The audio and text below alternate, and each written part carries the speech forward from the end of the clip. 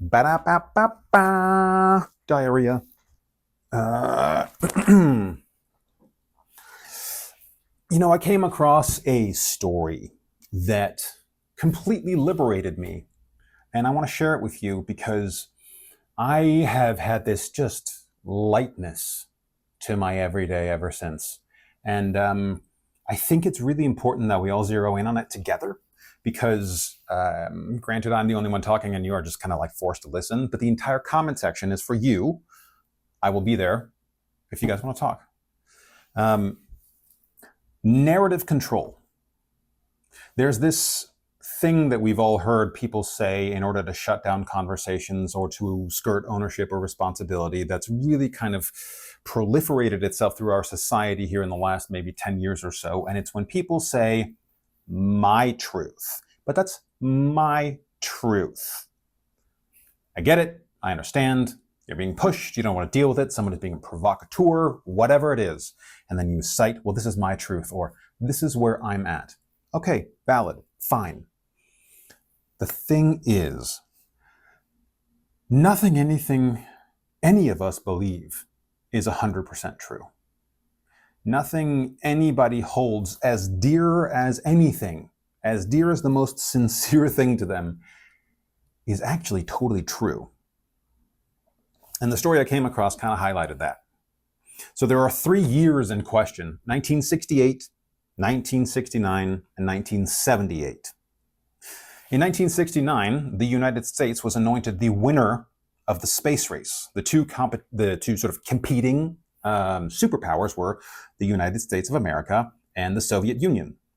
And the race wasn't just about getting to the moon first. It was who has the technological and scientific supremacy to just kind of be assumed to be the better nation, to assume that they are the more competent, better, moral high ground for the species at large, which of course getting to space, getting to the moon, says absolutely nothing about.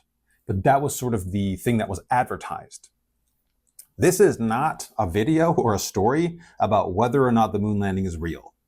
You guys can work that out on your own. I don't know anything about astrophysics or spaceships or traveling through whatever belt somebody has said doesn't make any sense because of the radiation or whatever it is. Do it, whatever, great. The flag, the gravity, who filmed it, all that stuff. I don't care. That's not what this is about. America was anointed the winner because Neil Armstrong stood on the moon, set a line we've all remembered since, and here we are. That was the tipping point in a lot of ways for the Soviet Union, which was sort of the remnants of the power vectors that created a gigantic cluster F in Europe called World War II, which is indelibly connected to the World War I, and no conflicts end. Remember that the next time you get into a fight. It's not just going to end with this fight. It keeps going. It's not worth it. So in 1969, when America won that, America kind of waved its flag at the world and said, here we are, we're the best, we're the scientific supremacy, listen to us, it's completely fair that we're also world police, even though that was a fallout of World War II. And Russia, or the Soviet Union, was considered inept, incapable. If you look at any Hollywood film, the Russians are either considered the mad scientist, the crazy scientist, the drunk, or somebody who's able to work out the thing that's Russian by doing something like smacking it with a wrench, which is caveman stuff, right? This is how an entire industry in art also memory hole stuff, and how they dictate history to you by citing what is myth and lore. They're actually subtly teaching you what to think about little norms as opposed to what's actually happening. That 90s TV show about a family, it's not what happened in the episode, it's how each of the characters dealt with it that's actually quietly teaching you something about people. You think Bart Simpson is an idiot because you were told he is. And so all little boys who want to go out and eat Butterfingers and ride a skateboard are probably ne'er-do-wells. And people who are daughters that want to play saxophones or music are probably really intelligent, academically oriented little girls. That's not true. That's The Simpsons. They're yellow. So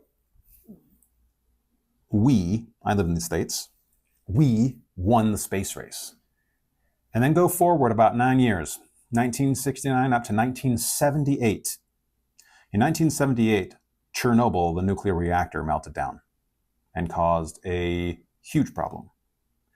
The reactor 4, I believe it was, melted down and emitted radiation in a massive area. It was absolutely devastating for nature. It was devastating for all the people who lived there.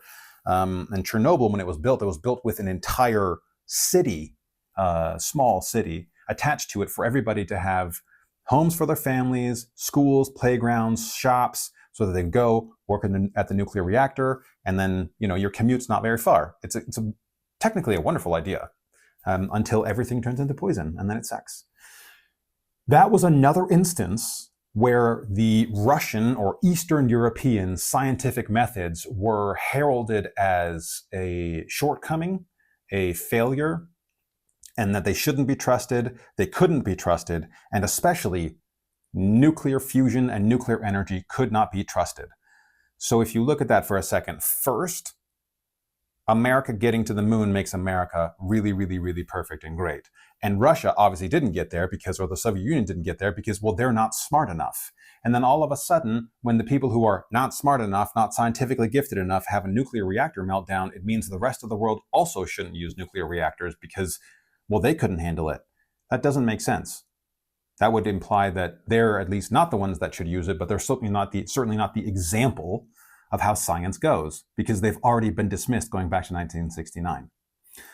Anyway, 69, 78. Both are cited as times that America, the US, and the West at large had a scientific supremacy. They were smarter, they were better, they were more hierarchically oriented around fairness, which has nothing to do with any of those things, but it was one of those things that used to parlay the Western way of doing things, Western culture, as the way of the world. Now let's go back to 1968. Thule Air Force Base on Greenland. Denmark, at the time, owned Greenland. Greenland is a sovereign territory of the Danish kingdom. America and Denmark from 1951 had an agreement that America could build any amount of military installations on Greenland wherever they wanted to, within the reasonable accommodation of wildlife and all those things. The next time anybody in American government says that you guys have to have Greenland, please understand you're literally being ripped off. You're going to buy a territory you already have the right to do everything with you want, and you're just going to have to subsidize 55,000 Greenlanders to the tune of $174,000 each per year. It's about $1 billion. Good luck with that. So there is an agreement with America and Denmark, which is that you may never transport nuclear warheads on Greenland or across Greenland because Greenland is an ice cap. It is not an ice cube floating in the ocean. It's a landmass. On top, there is a ice cap. Literally think of it like this. My hand is Greenland, and then there's an ice cap sitting on top. Okay? The reason a lot of these climatologists and Green New Deal people are freaking out about global warming is because at a certain temperature, some of these ice caps, they can start slipping. It's not going to be a glacial move. It's going to be a really quick one. What do you think happens to an ice cap like that if a nuclear warhead goes off on it? Or perhaps underneath it or right next to it? Potentially the single greatest catastrophe in the history of modernity. A little bit more than a nuclear reactor melting down, albeit horrible, and maybe not something you should trust somebody with if they can't even handle that. So, in 1968, a B-52 bomber jet, an American B-52 bomber jet, crashed in Greenland with 4 nukes on it. Not 1, not 2, not 3, but 4. Now, I'll have to double check this, but I think the irony of 4 reactors and 4 nukes is pretty interesting. Have to check that, though. So, you were all told that America's scientific supremacy got them to land a rocket ship on the moon, but they're crashing B-52s with nukes on Greenland. You were also told to not trust anything Eastern European science, or specifically Soviet science, former Soviet science as well, because the nuclear reactor melted down. That narrative was spun for you by the media machine of the Americans, the American media body, which extends a little bit beyond the borders of the US. See, sure, Breitbart likes to say that politics is downstream from culture, I believe is the quote. Europe's news cycle is also downstream from America's when it comes to international news, and America's always kind of a primary player in those things. Not always, but about 40% of the time. And that's a lot more than America listens to anything that happens in any other country within its own domestic airwaves. So 4 nukes, not one that might slip the ice cap, 4. I want you to consider what happens if 4 nuclear warheads go off in Greenland, the ice cap. If even 10% of that ice cap slips into the oceans rise. And like right away. Late 90s comet movie tidal waves right away. Displacement completely screws us, and then we are displaced. And I don't know what the exact number is because I think it's probably really, really difficult to calculate given how much people move around and what places would actually get flooded. And then how does that affect things downstream? Where are different reactors going to be affected? Where are businesses going to be affected? Where is logistics different? Where is it suddenly easier because the water's higher? That's also a factor. 4 nukes. Denmark and America had an agreement there would be no nukes. Denmark and America came together to try to locate the nukes because either, from a Danish perspective, either you're so pathetic they're able to sneak nukes by you, or you knew they were doing it and you capitulated and you agreed, which means you're the same degree of liar. So everybody was in this kettle together, Americans and Danes. Here's the scary bit. We only found 3 of them. There is still a nuke in the bay outside of Thule Air Force Base in Greenland. And theoretically, it could go off at any second. I don't know what happens when that goes off. But I do know that every time a nuke has gone off, it's been a pretty big deal. 40,000 dead instantly, both times, with an additional several thousand later, hundreds of thousands of people sick. I want you to compare that timeline to what you were told.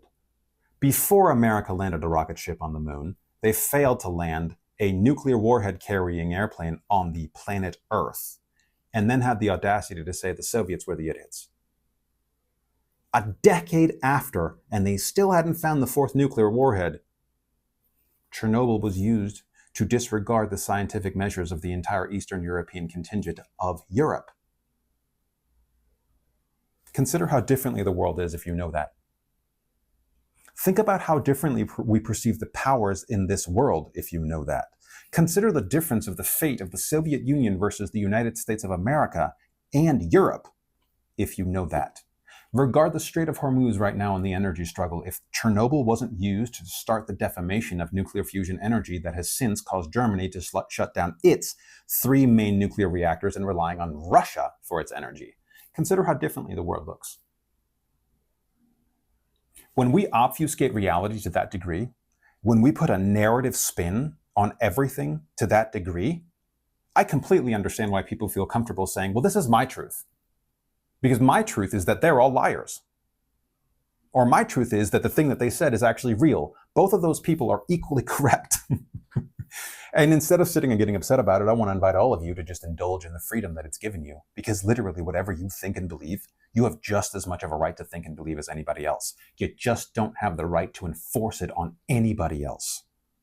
Because it's your truth.